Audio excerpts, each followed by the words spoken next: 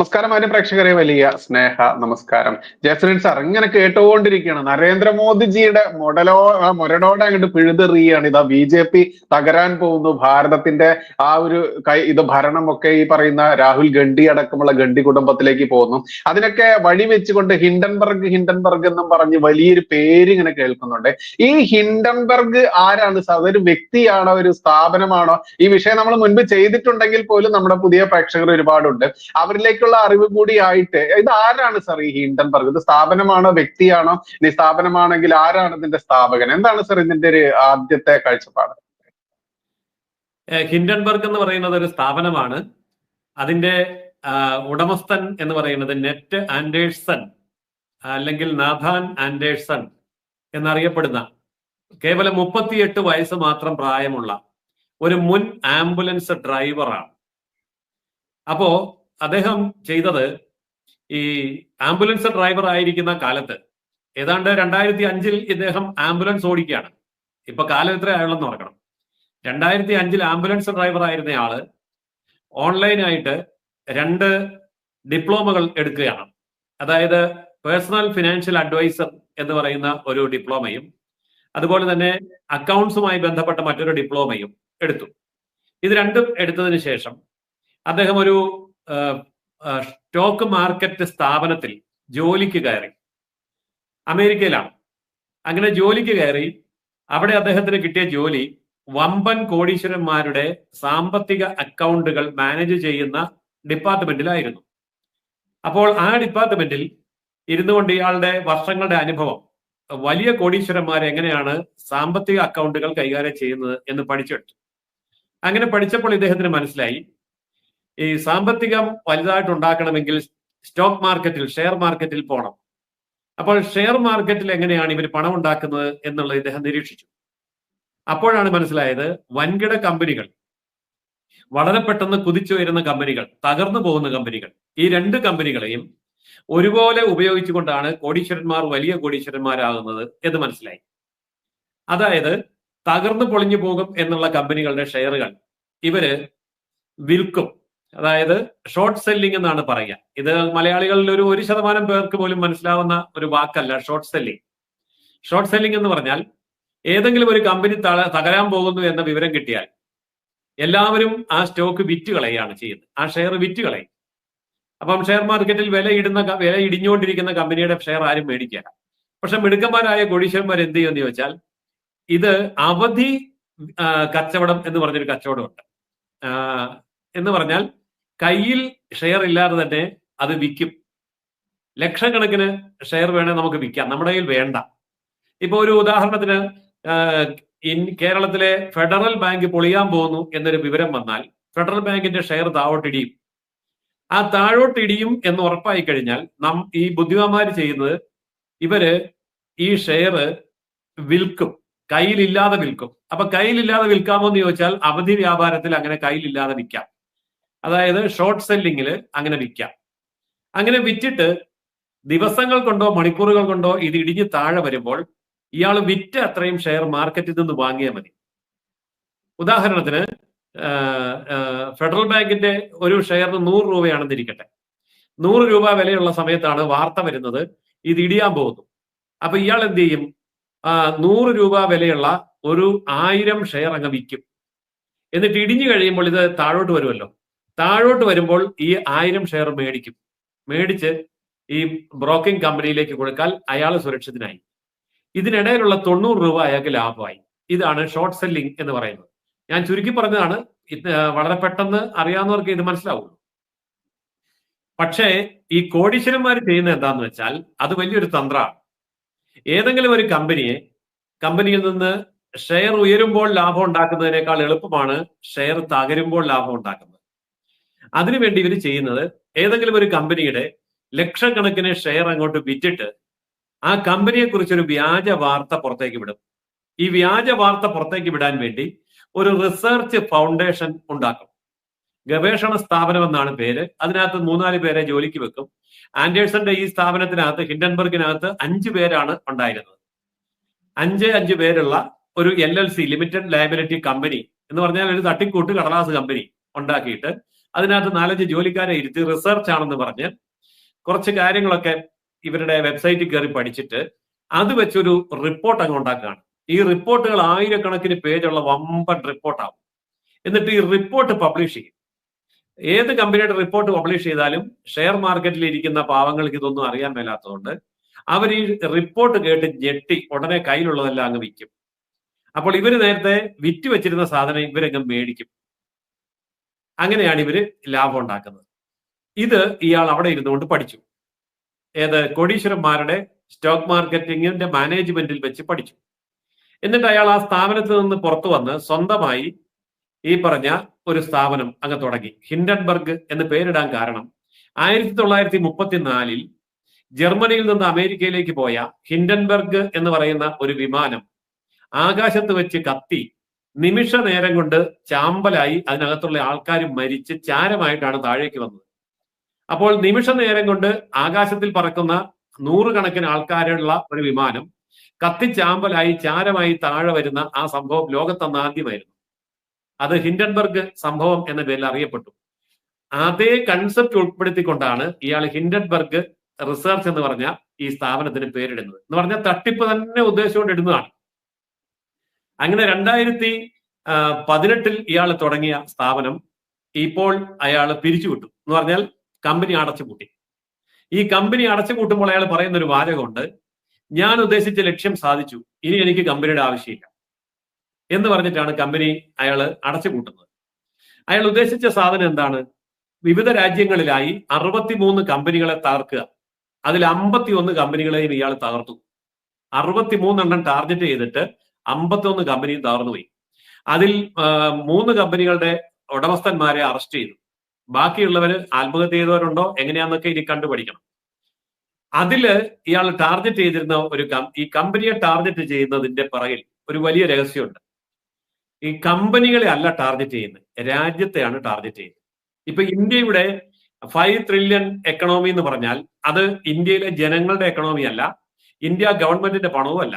ഇന്ത്യയിലെ കോടീശ്വരന്മാരുടെ പണം എല്ലാം കൂടെ ഒന്നിച്ചു കൂട്ടി, ഒപ്പം ഇന്ത്യയിലെ ജനങ്ങളുടെ പണവും ഒന്നിച്ചു കൂട്ടി, ഇന്ത്യയിലെ ഗവൺമെന്റിന്റെ പണവും അതുകൂടെ കൂട്ടുമ്പോഴാണ് 5 ട്രില്യൺ എക്കണോമി എന്നൊക്കെ ഇപ്പൊ പറയുന്നത്. ഇപ്പൊ നമ്മള് 3.5 ട്രില്യൺ എക്കണോമിയാണ്, ലോകത്തെ 5ാമത്തെ എക്കണോമിയാണ്.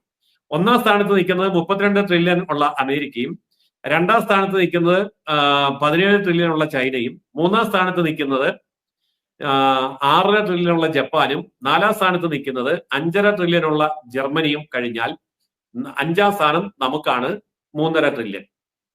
പക്ഷെ ബാക്കി എക്കണോമിയൊക്കെ തകർന്നുകൊണ്ടിരിക്കുന്നു, നമ്മൾ വളർന്നുകൊണ്ടിരിക്കുന്നു. അതുകൊണ്ട് അടുത്ത ഏതാനും വർഷങ്ങൾക്കുള്ളിൽ നമ്മൾ ലോകത്തെ 3ാമത്തെ സാമ്പത്തിക ശക്തിയാകും.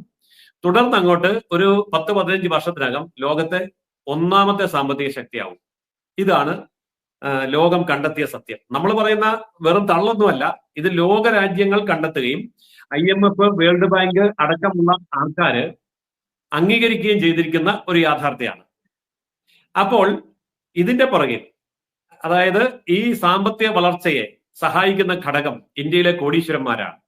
അദാനി, അംബാനി, ടാറ്റ എന്ന് തുടങ്ങി ഇന്ത്യയിലെ 100 കണക്കിന് വൻകിട കമ്പനികളാണ് ഇന്ത്യയിലെ ഈ സമ്പത്തിന്റെ അടിസ്ഥാനം. അപ്പോൾ ഈ സമ്പത്ത് തകർത്താൽ രാജ്യത്തെ തകർക്കാം. അങ്ങനെ തകർക്കേണ്ട രാജ്യങ്ങളുടെ ലിസ്റ്റ് ഇയാൾ എടുത്തു.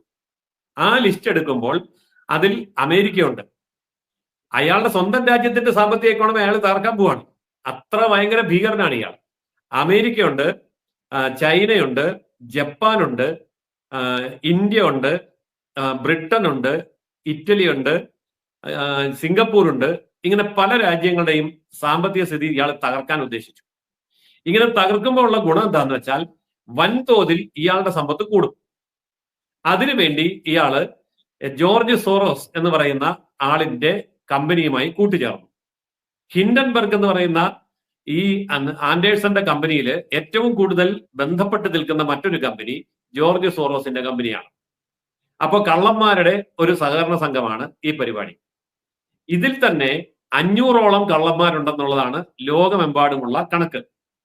അതിൽ ഏറ്റവും നമ്പർ 1 കള്ളൻ ജോർജ് സോറോസ്, നമ്പർ 2 ഹിൻഡൻബർഗിന്റെ ഉടമസ്ഥനായിട്ടുള്ള നഥാൻ ആൻഡേഴ്സൺ, ഇനിയുമുണ്ട് ധാരാളം പേര്. അപ്പോൾ ഇവരുടെ ഉദ്ദേശം ലോക സാമ്പത്തിക ശക്തികളായി വളരുന്ന രാജ്യങ്ങളെ തകർക്കുക. രാജ്യങ്ങളെ തകരുമ്പോൾ ഉണ്ടാകുന്ന സാമ്പത്തിക ഇടിവിൽ നിന്ന് ഇവര് നേട്ടമുണ്ടാക്കുക. അവസാനം ഇയാള് 38ാമത്തെ വയസ്സിൽ ഈ കമ്പനി പൊളിക്കുമ്പോൾ അയാൾ പറഞ്ഞൊരു കാര്യമുണ്ട്, ഇനി എനിക്ക് സുഖമായിട്ട് ഉറങ്ങാം, ഇനി എനിക്ക് സുഖമായിട്ട് ജീവിക്കാം, അതുകൊണ്ട് ഉണ്ടാക്കേണ്ട അത്രയും പണം ഞാൻ ഉണ്ടാക്കി കഴിഞ്ഞു, ഇനി ഭാര്യയും മക്കളും ഒക്കെ കൂട്ടി ലോകത്ത് മുഴുവൻ ഞാൻ ആസ്വദിക്കാൻ പോവാണ്, കാരണം അത്രയും പണം എന്റെ കയ്യിലുണ്ട്. അത്രയും പണം എന്റെ കയ്യിലുണ്ടെന്നൊക്കെ പറയുമ്പോൾ നമ്മളൊരു കാര്യം മനസ്സിലാക്കണം, നമ്മുടെ രാജ്യത്തിന്റെ ഒക്കെ പണം എന്ന് പറയുന്നത് ഇവരുടെ ഒരു വ്യക്തിയുടെ പണത്തിന് തുല്യമാണ്. ഇപ്പൊ കുംഭമേള നടക്കുന്നിടത്ത് വന്ന ആപ്പിളിന്റെ സ്ഥാപകനായ സ്റ്റീവ് ജോബ്സിന്റെ ഭാര്യ ഹിന്ദു മതം സ്വീകരിച്ചു, കമല എന്ന പേര് സ്വീകരിച്ചു. അപ്പൊ അവരുടെ ചുറ്റും കൂടിയ പത്രക്കാര് അവരുടെ സമ്പത്തിനെ കുറിച്ച് ചോദിച്ചപ്പോൾ ഞെട്ടിപ്പോയി. അവരുടെ സമ്പത്ത് 3.5 ട്രില്യനാണ്. ഇന്ത്യയുടെ ആകെ സമ്പത്ത് 3.5 ട്രില്യനാണ്. അപ്പോ അവിടെ ആ കുംഭമേള മണപ്പുറത്ത് കൂടെ നടന്നുകൊണ്ടിരിക്കുന്ന കോടാനുകോടി ആൾക്കാരിൽ ഒരു പെൺകുട്ടിയായിട്ടുള്ള ആ കമലയുടെ സമ്പത്ത് ഇന്ത്യൻ സമ്പത്തിന് തുല്യ. അപ്പോ അവരൊക്കെ വെറും സാധാ. അപ്പോൾ ഈ ഹിൻഡൻബർഗിന്റെ ഒക്കെ സമ്പത്ത് എത്ര വലുതായിരിക്കും? അതുകൊണ്ടാണ് അയാൾ പറയുന്നത്, ഇനി എനിക്ക് ജീവിതകാലത്ത് സമ്പത്ത് ഉണ്ടാക്കേണ്ട കാര്യമില്ല, അത്രയേറെ സമ്പത്ത് ഉണ്ടാക്കി കഴിഞ്ഞു, ഞാൻ പൊളിക്കേണ്ട കമ്പനിയൊക്കെ പൊളിച്ചു കഴിഞ്ഞു, തകർക്കേണ്ട രാജ്യങ്ങളെയൊക്കെ തകർത്തു കഴിഞ്ഞു, അതുകൊണ്ട് ഞാൻ ഈ പരിപാടി നിർത്തുകയാണ്. ഇത് ചിത്രത്തിന്റെ ഒരു വശം. ഇയാൾ ഈ പരിപാടി നിർത്തിയത് എന്തുകൊണ്ടാണ് എന്നുള്ളതിന്റെ പിന്നിൽ മറ്റൊരു കഥ കൂടിയുണ്ട്. അവിടെയാണ് ഇന്ത്യക്ക് തലയുയർത്തി നിൽക്കാൻ കഴിയുന്നത്. അതായത് ട്രംപിനെ തോപ്പിക്കാൻ വേണ്ടിയായിരുന്നു ഈ ആൻഡേഴ്സൺ അമേരിക്കയിൽ കിടന്ന് പണിത്. ട്രംപ് തോറ്റില്ല. ട്രംപ് തോക്കാതിരിക്കാൻ കാര്യം, മോദിയെ തോപ്പിക്കാൻ വേണ്ടി ഇയാൾ ഇന്ത്യയിൽ കളിച്ചു. രാഹുൽ ഗാന്ധി അടക്കം ഇവിടുത്തെ പ്രതിപക്ഷം മുഴുവനും ഇവിടുത്തെ മീഡിയ മുഴുവനും ഇയാളുടെ ഹിൻഡൻബർഗ് റിപ്പോർട്ട് എടുത്ത് പിടിച്ച് പാർലമെന്റിൽ കിടന്ന് തുള്ളിച്ചാടി. പക്ഷേ മോഡി ഗവൺമെന്റിനെ വീഴിക്കാൻ പറ്റിയില്ല. പക്ഷെ പല ഗവൺമെന്റിനെയും വീഴിച്ചു. ബ്രിട്ടീഷ് ഗവൺമെന്റിനെ വീഴിച്ചു, കനേഡിയൻ ഗവൺമെന്റിനെ വീഴിച്ചു. അതുപോലെ കിഴക്കൻ രാജ്യങ്ങളിലെ ഇന്തോനേഷ്യ അടക്കമുള്ള രാജ്യങ്ങൾ, നമ്മുടെ ശ്രീലങ്ക, മാലിദ്വീപ് അടക്കമുള്ള രാജ്യങ്ങളെ അട്ടിമറിച്ചു. ചൈനയിൽ പിന്നെ അട്ടിമറിക്കാൻ പറ്റില്ല, കാരണം കമ്മ്യൂണിസം ആണ്. അവിടെ പട്ടിമറിക്കാൻ പറ്റില്ല, തെരഞ്ഞെടുപ്പില്ല. അങ്ങനെ അട്ടിമറിക്കാൻ കഴിയാത്ത 2 രാജ്യങ്ങളെ ഉള്ളൂ, ഇന്ത്യ, അമേരിക്ക. ഇന്ത്യയിലെ അട്ടിമറി ശ്രമങ്ങളെ വളരെ വിദഗ്ധമായി നരേന്ദ്രമോദിയും BJPയും അതിജീവിച്ചത് കണ്ടപ്പോഴാണ് ട്രംപ് ഞെട്ടിപ്പോയത്. അതായത് ഇത് നമുക്കും വരാം, കാരണം നരേന്ദ്രമോദിയുടെ വോട്ടൊക്കെ വളരെ കുറച്ച് കളഞ്ഞിരുന്നല്ലോ. BJPയുടെ സീറ്റ് കുറച്ചു, ഭരണം പോകുമെന്നുള്ളൊരു പേടിയൊക്കെ വന്നു. അപ്പോൾ ട്രംപ് ശ്രദ്ധിച്ചു, ഇത് തന്നെയാണ് എനിക്ക് വരാൻ പോകുന്നത്. അപ്പോൾ എന്താണ് ഇതിന്റെ പുറകിലുള്ള കളി? അപ്പോഴാണ് ഹിൻഡൻബർഗിനെ പിടികൂടിയത്. അപ്പൊ നമ്മൾ ശ്രദ്ധിച്ചാൽ മനസ്സിലാകും, ഹിൻഡൻബർഗ് അവിടെ ട്രംപിനെ അട്ടിമറിക്കാൻ ശ്രമിക്കുമ്പോൾ ട്രംപ് ആരെയാണ് ആശ്രയിച്ചത്? 2 പേരെയാണ്. ഒന്ന് നരേന്ദ്രമോദി, 2 നമ്മുടെ ടെസ്ലയുടെ സ്ഥാപകൻ, ഉടമസ്ഥൻ. ഇവരെ 2 പേരെയും ചേർത്ത് നിർത്തി. അതിന്റെ കാരണമുണ്ട്. ഒന്ന്, ലോകത്തെ 1-ാം നമ്പർ കോടീശ്വരനെ കൂടെ നിർത്തുക, രാജ്യം തകരാതെ നോക്കുക. 2, ഇത്തരം അന്താരാഷ്ട്ര ഭീകരതയെ അതിജീവിക്കാൻ കഴിഞ്ഞ മോദിയെ കൂടെ നിർത്തുക, ഇവന്റെ തന്ത്രങ്ങളെ അതിജീവിക്കുക. ഈ 2 കാര്യങ്ങളാണ് ട്രംപ് ചെയ്തത്. അതിൽ ട്രംപ് വിജയിച്ചു. ട്രംപ് വിജയിച്ചു എന്ന് കണ്ടപ്പോൾ സംഭവിച്ചത് എന്താണെന്നറിയാമോ? ഇന്ത്യയെ തകർക്കാൻ വേണ്ടി ഇന്ത്യയിലെ അദാനിയുടെ കമ്പനിക്കെതിരെ അവര് കൊണ്ടുവന്ന ആക്ഷേപങ്ങളുടെ പേരിൽ അമേരിക്കൻ കോടതിയിൽ കേസ് കൊടുത്തു. അമേരിക്കൻ കോടതി അദാനിക്കെതിരായി നീക്കങ്ങൾ ആരംഭിച്ചു. അദാനിയെ അറസ്റ്റ് ചെയ്യാൻ ഉത്തരവിട്ടു. പക്ഷെ അദാനിയെ അറസ്റ്റ് ചെയ്യാനൊന്നും പറ്റിയില്ല. ഇന്ത്യ ഗവൺമെന്റ് അദാനിയോടൊപ്പം ഉറച്ചു നിന്നു. കാരണം അത് അദാനിയുടെ വിഷയമല്ല, ഇന്ത്യൻ സമ്പദ് വ്യവസ്ഥയുടെ വിഷയമാണ്. അങ്ങനെ ഉറച്ചു നിന്നപ്പോൾ ഈ ഹിൻഡൻബർഗിന്റെ കയ്യിൽ നിന്ന് കൈക്കൂലി വാങ്ങിയിട്ടാണോ അല്ലയോ എന്നെനിക്കറിയില്ല, ഈ വിധി പ്രഖ്യാപിച്ച അമേരിക്കയിലെ ജഡ്ജി രാജിവെച്ചു, ജോലി ഇട്ടിട്ട് ഓടി. എന്തിനാ ഓടിയെന്നറിയാമോ? ഇല്ലെങ്കിൽ പിടികൂടും എന്ന് മനസ്സിലായി. കാരണം ട്രംപ് അധികാരത്തിൽ വന്നു, ഡൽഹിയിൽ വീണ്ടും നരേന്ദ്രമോദി അധികാരത്തിൽ വന്നു. ഇന്ത്യക്ക് നമ്മൾ ഇന്ന് കാണുന്ന ആയുധങ്ങളെക്കാൾ വലിയ ഒരു ആയുധം കയ്യിലുണ്ട്. ആ ആയുധത്തിന്റെ പേരാണ് അജ്ഞാതൻ. ഇതാരാന്ന് ആർക്കും അറിയത്തില്ല. അതായത് ബാലിസ്റ്റിക് മിസൈൽ അല്ല, ഹൈഡ്രജൻ ബോംബല്ല, ആറ്റം ബോംബല്ല, വേറൊന്നുമല്ല. ഇത് ഇന്ത്യയുടേതാണോ എന്ന് തെളിയിക്കാൻ ഇന്ന് വരെ ഒരു ലോക രാഷ്ട്ര തലവന്മാർക്കും പറ്റിയിട്ടില്ല. ആകെ ആരോപണം ഉന്നയിച്ചത് കനേഡിയൻ പ്രസിഡന്റാണ്. അയാളുടെ അവസ്ഥ ഇപ്പൊ നമ്മൾ മനസ്സിലായല്ലോ. അതുകൊണ്ട് ഇപ്പൊ അജ്ഞാതനെ കുറിച്ച് പറയാനും എല്ലാവർക്കും പേടിയാണ്.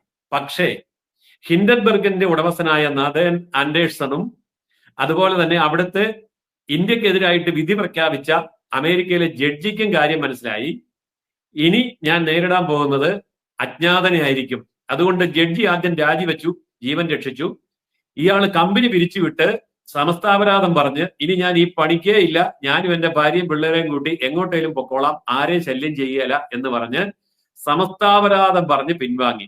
ഇല്ലെങ്കിൽ നഥാൻ ആൻഡേഴ്സണെയും അതുപോലെ ഈ അടിസ്ഥാനമില്ലാത്ത വിധി പ്രഖ്യാപിച്ച ജഡ്ജിയെയും ഒരു ദിവസം കാണാതെ പോകും എന്നവർക്ക് മനസ്സിലായി. ഇതിന്റെ പിറകിൽ അമേരിക്കൻ പ്രസിഡന്റ് ട്രംപും ഇന്ത്യൻ പ്രധാനമന്ത്രി നരേന്ദ്രമോദിയും അടിയുറച്ചു നിന്നതോടുകൂടി ഇത്തരം അന്താരാഷ്ട്ര സാമ്പത്തിക കുറ്റവാളികളുടെ കുറ്റിയറ്റു പോയിരിക്കുകയാണ്.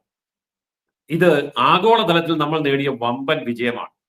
നമ്മൾ ഓർക്കണം, സെബിക്കെതിരായിട്ട് ആരോപണമുണ്ടായി, സെബിയുടെ ഉന്നത ഉദ്യോഗസ്ഥന്മാർക്കെതിരായി ആരോപണമുണ്ടായി, ഇന്ത്യയിലെ സ്റ്റോക്ക് മാർക്കറ്റിനെതിരായിട്ട് ആരോപണമുണ്ടായി, അദാനി പോലെയുള്ള വമ്പൻ കമ്പനികൾക്കെതിരെ ആരോപണമുണ്ടായി. അപ്പോൾ ഇത് ഗവൺമെന്റിനെതിരെയാണെന്ന് ആർക്കും തോന്നുകയില്ല. ഗവൺമെന്റിനെ കുറ്റപ്പെടുത്തിയിട്ടില്ല, അമേരിക്കയിലെ ഗവൺമെന്റിനെ കുറ്റപ്പെടുത്തിയിട്ടില്ല. ഒരു രാജ്യത്തെയും ഒരു ഗവൺമെന്റിനെയും കുറ്റപ്പെടുത്താതെ രാജ്യത്തിന്റെ സമ്പദ് വ്യവസ്ഥ തകർന്നു കഴിയുമ്പോൾ ജനങ്ങൾ ഭരണാധികാരിക്കെതിരാവുകയും ഭരണകൂടത്തെ അട്ടിമറിക്കുകയും ചെയ്യും. എന്നാൽ ജോർജ് സോറോസ് അങ്ങനെയല്ല. ജോർജ് സോറോസ് നേരിട്ട് പറയുകയാണ്, ഞാൻ ഇന്ന ആളെ താഴെ ഇറക്കും, ഞാൻ ഇന്ന ഭരണകൂടത്തെ തകർക്കും. ആൻഡേഴ്സൺ അത് പറയുന്നില്ല. അയാൾ അവിടുത്തെ ഏറ്റവും വലിയ കോടീശ്വരന്മാരെ തകർക്കുകയാണ്. ഇവരുടെ രണ്ടുപേരുടെ അജണ്ട ഒന്ന് തന്നെയാണ്. അപ്പോൾ ആഗോളതലത്തിലുള്ള വൻശക്തി രാഷ്ട്രങ്ങളെ തകർക്കുകയും അവരുടെ രാജ്യങ്ങളിലുള്ള കോടീശ്വരന്മാരുടെ സമ്പത്ത് കൊള്ളയടിക്കുകയും ചെയ്യുക. നമ്മൾ ഓർക്കണം, അദാനിയുടെ എതിരെ ഈ ആൻഡേഴ്സന്റെ ഹിൻഡൻബർഗ് റിപ്പോർട്ട് പുറത്തു വന്നപ്പോൾ ഒരൊറ്റ ദിവസം കൊണ്ട് 200 ലക്ഷം ഡോളറാണ് 200 ട്രില്യൺ ഡോളറാണ് അദാനി കമ്പനിക്ക് ഇടിഞ്ഞത്. എന്ന് പറഞ്ഞാൽ അദാനി കമ്പനിയുടെ ആകെ മൂല്യം 1/3 കുറഞ്ഞു. ഇതാ കമ്പനി അസ്തമിക്കാൻ പോവുകയാണ്, അദാനി തകരാൻ പോവുകയാണ്, അദാനി ജയിലിൽ പോവുകയാണ്, ഇന്ത്യ സാമ്പത്തികമായിട്ട് തകരാൻ പോവുകയാണ് എന്ന് വാർത്തകൾ ഇങ്ങനെ അടിച്ചു വിട്ടുകൊണ്ടിരുന്നു. പക്ഷെ ഒന്നും സംഭവിച്ചില്ല. ഇന്ത്യ ഗവൺമെന്റ് അദാനിയോടൊപ്പം ശക്തമായി നിലകൊണ്ടു. അമേരിക്കൻ പ്രസിഡന്റായിട്ട് വരാൻ പോകുന്ന ട്രംപിനെ കൂട്ടുപിടിച്ചു, നേരിടാൻ തന്നെ തീരുമാനിച്ചു. അങ്ങനെ തീരുമാനിച്ചതോടുകൂടി ഒരു കാര്യം വളരെ വ്യക്തമായി, ഏതായാലും ഇനി അട്ടിമറിക്കാൻ കഴിയില്ല. അപ്പോൾ ഇത്ര വലിയൊരു ലോക സേവനമാണ് സത്യത്തിൽ നരേന്ദ്രമോദിയും ട്രംപും ഒന്നിച്ചു ചേർന്നുകൊണ്ട് ലോകത്ത് ചെയ്തത്. സത്യം പറഞ്ഞാൽ ലോക സമാധാനത്തിനുള്ള നൊബേൽ പ്രൈസ് അടുത്ത തവണ നരേന്ദ്രമോദിക്കും ട്രംപിനും കൊടുക്കേണ്ടതാണ്. കാരണം ഇവരെടുത്ത നിലപാട് തെറ്റിയിരുന്നു എന്നിരിക്കട്ടെ, ഇതേപോലെയുള്ള ആൻഡേഴ്സന്മാരും അല്ലെങ്കിൽ സോറോസുമാരും ലോകം ഭരിക്കുമായിരുന്നു. അവര് മുന്നോട്ട് വെക്കുന്ന മറ്റൊരു വലിയ സംഗതിയുണ്ട്. എന്തിനാണ് രാജ്യങ്ങൾ, എന്തിനാണ് ഗവൺമെന്റുകൾ, ലോകം ഒരൊറ്റ ഗവൺമെന്റ് പോരെ എന്നൊക്കെയുള്ള വലിയ വാചകം ഇമാരടിക്കുന്നുണ്ട്. അതിന്റെയൊക്കെ പുറകിലുള്ള കാര്യം എന്തിനാണ് ഗവൺമെന്റുകൾ എന്ന ചോദ്യമാണ്. അതായത് ഈ ഗവൺമെന്റുകൾ ഇല്ലെങ്കിൽ ഞങ്ങൾക്ക് അങ്ങ് ഭരിക്കാമല്ലോ ഇഷ്ടം പോലെ. ലോകത്തെ കമ്പനികളെ വിറപ്പിച്ചു നിർത്തി ലോക സമ്പദ് വ്യവസ്ഥയെ കൈപ്പിടിയിൽ ഒതുക്കി ഞങ്ങൾക്ക് ഭരിക്കാമല്ലോ. ഇതാണ് ഈ ഹിൻഡൻബർഗ് സംവിധാനത്തിന്റെ പുറകിലുള്ള ആഗോള സാമ്പത്തിക ഭീകരതയും അതിനെ അതിജീവിച്ച നരേന്ദ്രമോദിയുടെയും ട്രംപിന്റെയും വിജയവും. ഈ സംഭവത്തിന്റെ ഏറ്റവും ചുരുക്കമാണ് ഞാൻ പറഞ്ഞത്. ഇത് വളരെ വിശദമായി നമ്മൾ ഓരോരുത്തരും പഠിക്കേണ്ട വിഷയമാണ്. നിർഭാഗ്യവശാൽ ഇന്ത്യയിലോ കേരളത്തിലോ ഉള്ള മാധ്യമങ്ങൾ നരേന്ദ്രമോദിയെയും അദാനിയെയും ഒന്നിച്ചുകൂട്ടി വ്യാജ കഥകൾ മെനഞ്ഞവർ ഈ പറഞ്ഞ ഹിൻഡൻബർഗ് അടച്ചുപൂട്ടിയപ്പോൾ ചർച്ച ചെയ്യാൻ എന്താ വരാത്തത്? ഇവനൊക്കെ ഈ പറഞ്ഞവന്റെ കാശ് മേടിച്ചിട്ടുണ്ടെന്നുള്ളതിന്റെ തെളിവല്ലേ അത്? അതായത് രാജ്യം തകർക്കാൻ വന്നവന്റെ അവന്റെ റിപ്പോർട്ടിനെ പൊക്കിപ്പിടിച്ച് നടന്നവൻ അവൻ വീണ് കഴിഞ്ഞപ്പോൾ ഒരു ചർച്ചയില്ലല്ലോ, ഒരു വാർത്തയില്ലല്ലോ. അപ്പൊ ഇവന്റെയൊക്കെ പൈസ ഈ പറഞ്ഞവന്മാര് മേടിച്ച് നക്കിയിട്ടാണ് ഈ രാജ്യത്തിനെതിരെ കുരച്ചുകൊണ്ടിരുന്നത് എന്നുള്ളത് വളരെ വ്യക്തമല്ലേ? ഇപ്പോ അവർക്കും പേടിയായിട്ടുണ്ടാവും. ആൻഡേഴ്സൺ കമ്പനി പിരിച്ചുവിട്ട പോലെ, ഹിൻഡൻബർഗ് പിരിച്ചുവിട്ടതുപോലെ അമേരിക്കയില് ഇന്ത്യക്കെതിരെ വിധി പ്രഖ്യാപിച്ച ജഡ്ജി രാജിവെച്ച് ഓടി ഒളിച്ചതുപോലെ ഇവിടെയും ചില ആൾക്കാര് കാര്യങ്ങൾ എന്ത് വേണമെന്നുള്ള ഒരു ആലോചനയിലാവാൻ സാധ്യതയുണ്ട്. ഇപ്പൊ രാഹുൽ ഗാന്ധി അടക്കമുള്ള ആളുകളെ കൂട്ടുപിടിച്ചുകൊണ്ട് ഈ ഇന്ത്യ മുന്നണി രൂപീകരിച്ചതൊക്കെ ഇതിന്റെ ഒരു ഭാഗം തന്നെയാണ് എന്നുള്ള നമ്മൾ സോറോസിന്റെ വിഷയമൊക്കെ ചർച്ച ചെയ്ത സമയത്തൊക്കെ നമ്മൾ പ്രതിപാദിച്ചിട്ടുണ്ട്. അതിനെ കൂടി കണക്ട് ചെയ്തുകൊണ്ട് ഇനിയിപ്പോ ഇന്ത്യയിൽ ഇവർ ചെയ്തിട്ടുള്ള ഈ പറയുന്ന രാഹുൽ ഗാന്ധി കുടുംബമായിക്കോട്ടെ, മുതിർന്ന കോൺഗ്രസ് നേതാക്കന്മാരായിക്കോട്ടെ, ഇവരെയൊക്കെ പിടിച്ചുകൊണ്ട് ചെയ്തിട്ടുള്ള അതിനെ കൂടെ ആസ്പദമാക്കിയിട്ടുള്ള ഒരു നിരീക്ഷണം കൂടി പങ്കുവെക്കുകയാണെങ്കിൽ എങ്ങനെയായിരിക്കും സാർ? അത് വളരെ ബൈജു ചോദിച്ച ചോദ്യം വളരെ പ്രസക്തമാണ്. അതിൽ ഏറ്റവും വലിയ ഉദാഹരണം നമ്മുടെ അയൽ രാജ്യങ്ങളിൽ നടന്നു കഴിഞ്ഞു. ഈ ജോർജ് സോറോസും അതുപോലെ തന്നെ ആൻഡേഴ്സണും ഒരുപോലെ പറഞ്ഞൊരു കാര്യമുണ്ട്. ഞങ്ങളുടെ ഒരു ടാർഗറ്റ് വിജയിച്ചു, അത് ബംഗ്ലാദേശ് ആയിരുന്നു. ബംഗ്ലാദേശിന്റെ ഭരണത്തെ അട്ടിമറിക്കുകയും അമേരിക്കയുടെ പാവ സർക്കാരിനെ അധികാരത്തിലെത്തിക്കുകയും ഞങ്ങളുടെ ലക്ഷ്യമായിരുന്നു. അതിൽ ഞങ്ങൾ വിജയിച്ചു. പക്ഷെ ഇന്ത്യക്കെതിരെ നടത്തിയ നീക്കം വിജയം കണ്ടില്ല എന്ന് അവർ പറഞ്ഞു. അപ്പോൾ ഇതിനു മുമ്പ് നടന്ന കാര്യങ്ങൾ ഓർക്കണം. ബംഗ്ലാദേശ് വീഴുന്നതിന് മുമ്പ് ശ്രീലങ്ക വീണു, സാമ്പത്തിക ശക്തിയായിട്ട് വന്നുകൊണ്ടിരുന്ന ശ്രീലങ്ക വീണു. അതിനു മുമ്പ് മാലദ്വീപ് വീണു. ഇങ്ങനെ പല രാജ്യങ്ങളിലും പല ഗവൺമെന്റുകളും, കാനഡ വീണു, ഇങ്ങനെ പല രാജ്യങ്ങൾ, ബ്രിട്ടൻ വീണു. ഇങ്ങനെ പല രാജ്യങ്ങളെ യുവമാര് തകർത്ത് വരികയായിരുന്നു. 63 ആഗോള കമ്പനികളെ തകർക്കാൻ വേണ്ടി നിന്നവര് 51 അത് തകർത്തു കഴിഞ്ഞു എന്ന് പറഞ്ഞാൽ അതിന്റെ അർത്ഥം എന്താണ്? ഇത് ലോകം മുഴുവൻ കീഴടക്കി വരികയായിരുന്നു. അപ്പോൾ അവർ ചെയ്ത ഒരു കാര്യം, അതാത് രാജ്യത്തെ പ്രതിപക്ഷ പാർട്ടിയെ പിടിക്കുക, എന്നിട്ട് അവരോട് പറയാം ഭരണം നിങ്ങൾക്ക് മേടിച്ചു തരാം. അതോടൊപ്പം ആ രാജ്യത്തെ പത്രങ്ങളെ കയ്യിലെടുക്കുക, ചാനലുകളെ കയ്യിലെടുക്കുക, മാധ്യമങ്ങളെ കയ്യിലെടുക്കുക, സാമ്പത്തിക വിദഗ്ധന്മാരെ കൊണ്ട് ലേഖനം എഴുതിക്കുക. ഇതെല്ലാം കൂടി ചേർക്കുന്നതിന് വൻതോതിലുള്ള പണമൊഴുക്കാൻ ഇവർക്ക് പറ്റും. കാരണം ഇവർക്ക് അത്രമാത്രം പണമുണ്ട്. ഈ പണമൊഴുക്കിക്കൊണ്ട് ലോകരാജ്യങ്ങളിൽ നിലവിലിരിക്കുന്ന ഗവൺമെന്റുകളുടെ പ്രതിപക്ഷത്തെ ഐക്യമുന്നണി ഉണ്ടാക്കാനുള്ള പണം പമ്പ് ചെയ്ത് കൊടുക്കുക, മീഡിയ സപ്പോർട്ട് വാങ്ങിച്ചു കൊടുക്കുക, മീഡിയ പർച്ചേസ് ചെയ്തിട്ട് ഇവരുടെ കാൽക്കീഴിൽ ഇട്ടുകൊടുക്കുക. ബുദ്ധിജീവികൾ, സാംസ്കാരിക നായകന്മാർ, പത്രപ്രവർത്തകർ എന്നിങ്ങനെയുള്ള എച്ചിൽ പട്ടികൾക്ക് വല്ല എച്ചിലും ഒക്കെ വലിച്ചെറിഞ്ഞു കഴിഞ്ഞിട്ട് ഇവരെയൊക്കെ വാടകയ്ക്ക് എടുത്തുകൊണ്ട് പോയി കൊരപ്പിക്കുക. ഇതൊക്കെ എല്ലാ രാജ്യത്തും നടന്ന കാര്യങ്ങളാണ്, ഇന്ത്യയിൽ മാത്രമല്ല. ഇത് കാനഡയിൽ നടന്നു, ഇത് തന്നെയാണ് ബംഗ്ലാദേശിൽ നടന്നത്, ഇത് തന്നെയാണ് ശ്രീലങ്കയിൽ നടന്നത്, ഇത് തന്നെയാണ് മാലദ്വീപിൽ നടന്നത്. അങ്ങനെ ലോക രാജ്യങ്ങളിൽ മുഴുവൻ ഇവരുടെ ഒരു സ്ട്രാറ്റജി വർക്ക് ചെയ്യായിരുന്നു. ഗംഭീര സ്ട്രാറ്റജിയാണ്, ചിന്തിക്കാൻ വയ്യാത്ത സ്ട്രാറ്റജിയാണ്. പക്ഷേ അജിത് ഡോവലിനെ പോലെയുള്ളവര്, നരേന്ദ്രമോദിയെ പോലെയുള്ളവര്, ഇതിന്റെയൊക്കെ പുറകിൽ നമ്മൾ പേരറിയാൻ മേലാത്ത അജ്ഞാതനായിട്ടിരിക്കുന്ന അതിഗംഭീരന്മാരായിട്ടുള്ള ബുദ്ധിശാലികൾ ഇത്ര വിശാലമായിട്ടുള്ള ഭാരതത്തിലെ ജനാധിപത്യത്തെ സുഭദ്രമായിട്ട് നിലനിർത്തിയത് കണ്ടപ്പോഴാണ് ട്രംപ് ഞെട്ടിയേറ്റത്. ഈ പണിയാണല്ലോ നമുക്കിട്ട് വരാൻ പോകുന്നതെന്ന് മനസ്സിലായത്. അപ്പോൾ പ്രതിപക്ഷ ഐക്യം എന്ന് പറയുന്ന ഇന്ത്യ മുന്നണി, ഇനി ഒരു സംശയവുമില്ലാതെ നമുക്ക് പറയാൻ പറ്റും, ഇന്ത്യ മുന്നണി സ്പോൺസർ ചെയ്തത് നഥാൻ ആൻഡേഴ്സണും ജോർജ് സോറോസും അടക്കമുള്ള ഇത്തരം അന്താരാഷ്ട്ര സാമ്പത്തിക ഭീകരന്മാരാണ്, കുറ്റവാളികളാണ്.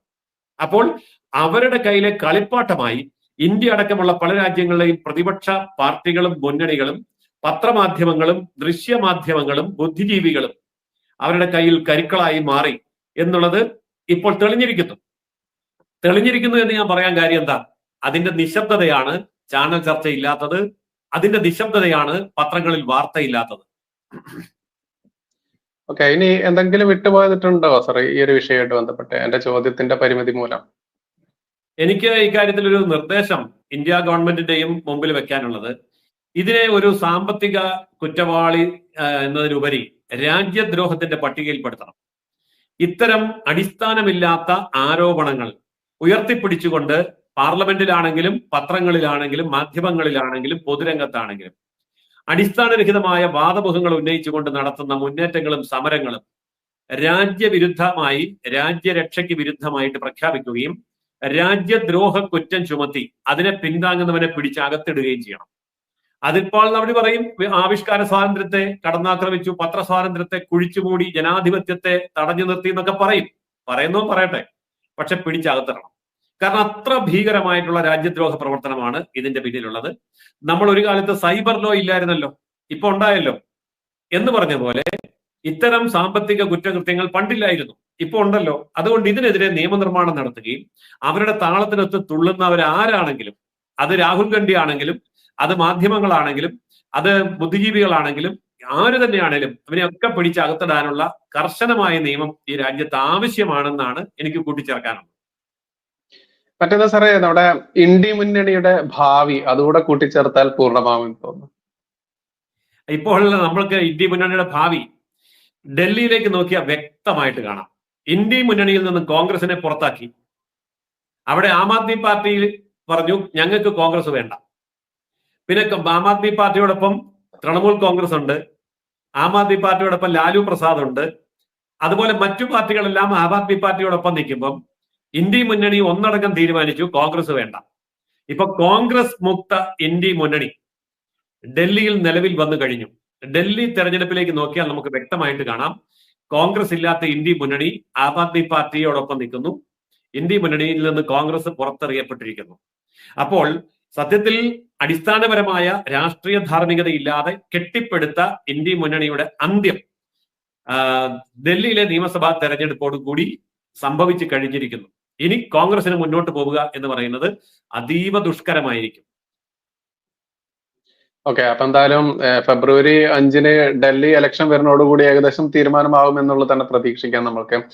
മറ്റൊരു സജഷനാണ് സാർ, ഞാൻ അത് പറഞ്ഞത് കൊണ്ട് തന്നെ ഫെബ്രുവരി 5-ന് ഡൽഹിയിലെ ഇലക്ഷന്റെ ഒരു വിശകലനം ഒരുപാട് ആളുകൾ നമ്മോട് ആവശ്യപ്പെടുന്നുണ്ട്. അപ്പൊ അതുമായിട്ട് നമുക്ക് മറ്റൊരു ദിവസം കാണാം എന്നുള്ളത് വെച്ച് തന്നെ തൽക്കാലം ഈ ഒരു സെഷൻ ഒന്ന് കൂട്ടിച്ചേർക്കാനില്ലല്ലോ ഇനി. ഇല്ല, ആ വിഷയം നമുക്ക് പ്രത്യേകം ചർച്ച ചെയ്യാം. ഓക്കെ, തൽക്കാലം ഈ ഒരു സെഷൻ ഇവിടെ സാറിന്റെ പെർമിഷനോട് വൈൻഡപ്പ് ചെയ്യാം. നാളെ മറ്റൊരു വിഷയമായിട്ട്, ഗംഭീര വിഷയമായിട്ട് വരും വരെ നന്ദി, നമസ്കാരം. ജയ് ഹിന്ദ്.